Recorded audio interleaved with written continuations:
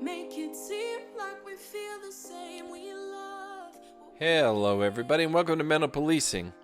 Hopefully, you've had the opportunity to listen to the explanation of what this podcast is all about. If not, I encourage you to go back and do so. Episode 1, The Late Shift. I chose to kick off this discussion with the late shift. This could mean the graveyard shift, swing shift, afternoon shift. We will cover some do's and don'ts of what you may experience and a few ways you can overcome challenges. So good evening, good night, or even good morning. Welcome to Mental Policing.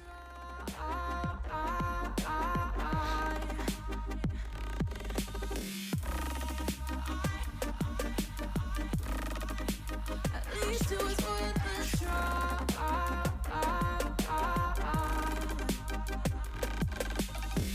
I drive from your place. Miss your lips, but I hate the taste. No fun in this game. Hey everyone, it is Wood, as I said before, and this is Mental Policing.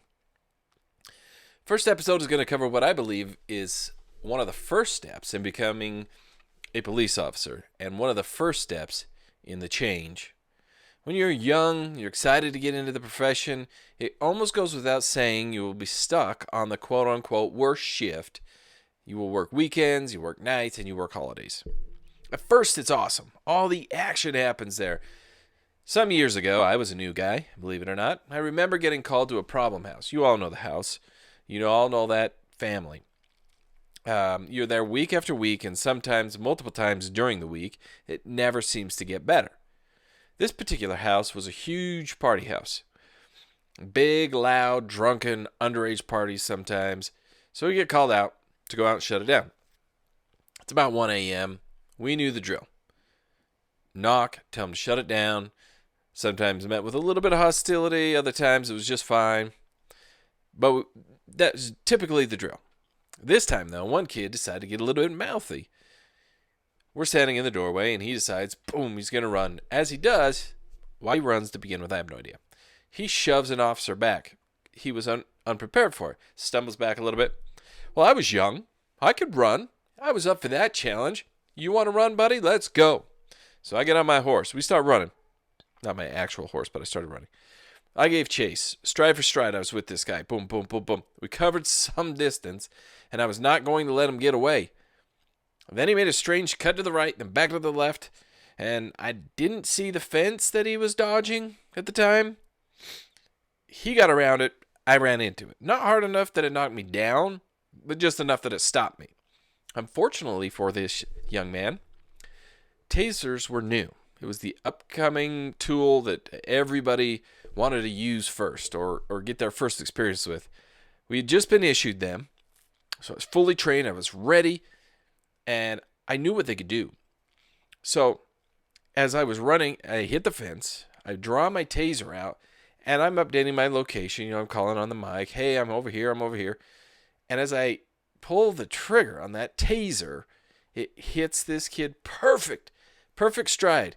He stiffens up like a board. Boom. Luckily, it was fall. He falls into some leaves, which made for some funny aftermath with the leaves stuck to his face. And boom, he goes down. After his 5-second ride, he rolls over, and he asks, what happened? What was that?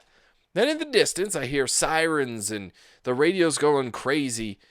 And I'm going, what in the world is happening? And then I hear them dispatch come over the radio and say, are you okay? Are you okay? Well, of course I'm okay. I just tased the kid, no big deal. I didn't think that was that big a deal. Well, as it turns out, in my excitement to pull the trigger on the taser, I kept a hold of the mic, and it was open the entire time. So they heard me yelling, and they heard the screaming, and they thought something major had happened. Come to find out, no. But I did learn a tough lesson in don't leave an open mic. Now, other people have their stories for open mics. That's for different episodes on different days. But that was my story of the open mic. So from that day forward, I made sure to keep one hand on the taser and the other hand doing something more useful than keying the mic. Everyone loves a good mic story, open mic story, right? So the change is the chase, the change in scenery, the new friendships, No one watching over you at night, right? Because we're talking the late shift. Anybody listening right now has worked these shifts. You know what I'm talking about. You're new. You have that exciting story to tell. Having the chase story, the dog bite story, or foot pursuit. The tale is fun to relive with friends and family. You sit at the dinner table, you go out to lunch, and everybody wants to hear that. They want to know what that experience is like. So it's exciting and fun. Then after a while, you realize you've been working nights for quite some time. Maybe a year or more. Maybe up to 5 years. You forget which days are actual weekends, which days you're supposed to be with your family. Your sleep's adjusted and it becomes routine, but difficult nonetheless, and you get less and less sleep, and that's more common, but less beneficial. With less sleep comes more irritability, less patience with traffic stops, less patience with the public in general, middle of the night domestic calls. I mean, it's 3 a.m. Why are you up fighting? Go to bed. Get some sleep. You know what I'm talking about. So, you have these nights that are long and they're draining. And then all of a sudden you realize administration doesn't understand you. They don't know what you go through. They've forgotten. They've been out of the game so long that they've forgotten how difficult working the night shift year after year can be. So you feel like they're out of touch with you. Well, if you're married or you're in a relationship, they also seem less patient with you because they don't understand what it's like to work all night long, to see the worst of the worst, to not have normal days off when you're trying to adjust in between. They just don't know what it's like. And so it becomes a struggle. Now, I don't have all the answers, but I have a short list of do's and don'ts that have helped me and have helped my mental health over the course of the years. So I'm going to share those with you. Number 1, do prioritize sleep. The don't is think that you can get more sleep later. As you do this job long enough, you'll likely come across somebody, and I'm talking civilian, maybe even an officer, that has fallen asleep at the wheel and crashed. They've crashed into a house, a pole, a ravine, bushes. They've maybe even rolled their car. Sleep is important. And as your fellow officers, we depend on you. We depend on you and your ability to make good decisions and react. And when you're tired, it's much like being drunk. Your ability to react is slow. So sleep makes you feel better. Your diet will be better. Your mind will be clear. And we can do the tough job that we have to operate at our best in. So, number 1, get some sleep. Number 2, do have a hobby. The don't to that, don't make overtime your hobby. It is important to do things that help you reset and relax.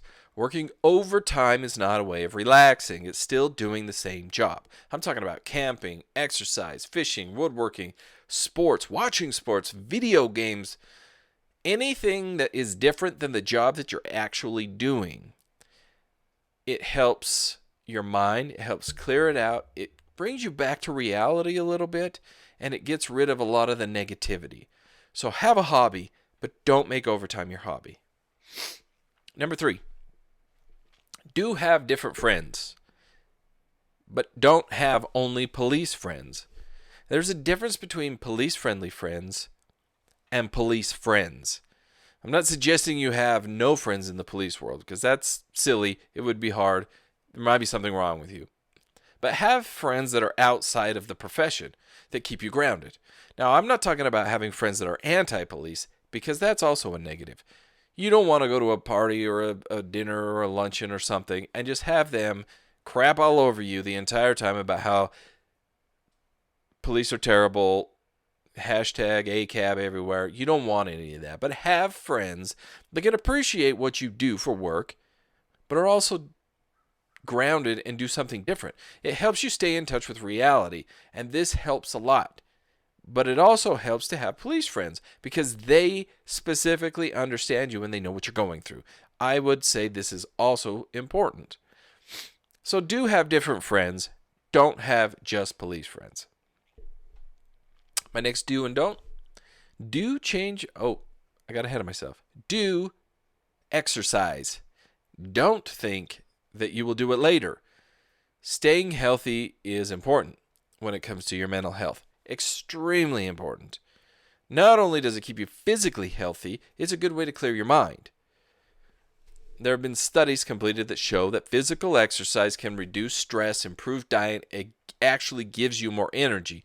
And I know it's hard when you work the late shift to find the energy to go and exercise, but I promise you, if you make the effort, a lot of other things will fall into place for you and your mind will be more clear. And that's what we're after in this, am I right? We want our mental health to be better. So do exercise. Don't put it off thinking I'll just do it when I'm on a day shift or do it when I get to a different assignment, because it won't happen. Start the habit early and start it often. So find a way to stay physically active and do whatever that is to keep you healthy. That could be running, which is what I like. It could be weightlifting, could be CrossFit, any number of exercise things to keep your mind and body healthy. Next, as I mentioned almost before, do change your shift. Don't stay on the same shift for years and years. Changing your shift helps keep things changed up. Working the same time as admin isn't always that bad or scary, guys. Working the daytime also isn't that bad. It's good to get a little bit of sun. Working a grave shift or a swing shift here and there is okay. It keeps you in touch with what's actually happening at night, because a lot of that bleeds over into the daytime. But staying on the same shift with the same people at the same time can make small issues really big ones. Suddenly you feel like because you work the night, you never get that new car, so you're always in that beater that never goes anywhere. You always have to put in the shop, so you're taking a loaner and you're always getting overlooked. Well, that might not be the case. Maybe because you're out of touch so much yourself, you don't know what's actually happening behind the scenes. So change your shift up. Get some different perspective. I promise that it will help you.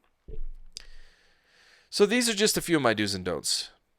I know there's people out there that have others, and there's people that may even argue with my do's and don'ts, but these are my list of do's and don'ts. This is what helped me stay mentally healthy and mentally safe throughout my career. So take it for what it's worth. Remember, your mental health is utmost importance to keep everything else in line and in check. Remember, friends, mix it up. Stay healthy. Get some sleep. Get a hobby. And please, don't be afraid of change. Keep your loved ones in the loop. Your mental health is key. So give me some feedback. Let me know what you think. Let me know what you do to stay, quote unquote, normal. And you can reach out to me at mentalpolicing@gmail.com. Give me your feedback. I want to hear it, and I appreciate it. And with that, guys, this is episode 1. We'll see you on the next.